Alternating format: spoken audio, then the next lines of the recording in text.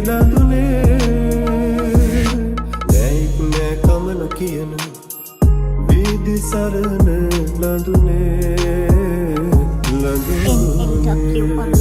ආදරණීය දිනපොත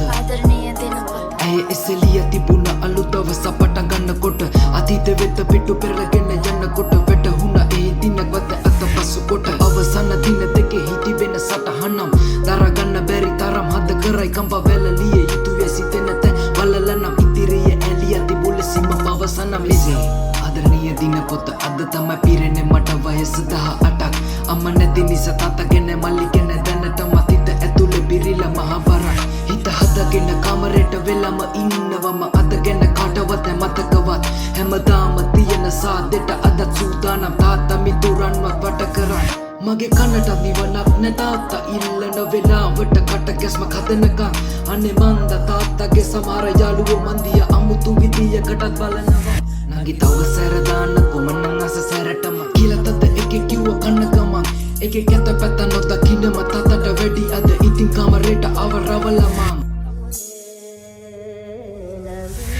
කුහුවකුට වරදක් නැති වැරදිකාරත් නඳුනේ ඊරේ මං ඇස්සරි තික් පරක්කුයි අත් දෙක තිබ්බ මගේ බෙල්ල වට කරන් කෑ ගහන්න දැඟලුව මං ඒත් මිනිහ මගේ ඇඳුමකින්ම කට තද කරා එහි පිල්ලම් ගහන වේගෙකින් මගේ අත් දෙක කකුල් දෙක ඇතිරිල්ලෙන් පටලලා පුර සූරන වැස්ස වෙලාවේ ඉතිරිසන මගේ ආත්මයම විනාශ කළා මම බේරෙන්න හැදුව දඟලලා ඒ වුණත් මට වඩා හයියේ අම්මනයා කොණ්ඩේ ගෙතමව අනිපත හරවලා ඒ සතවුගේ අසහනේ මව යට කළා ගිනි අරන්ද වෙනකොට අපායකම ඒ අවලම හැමදේම රූගත කළා ඒව සමාජ ජාලවල පතුරනව කිව්වම දැනුණු බිය මාව නිහඬ කළා අනේ අම්මේ බේ නැද්ද මාව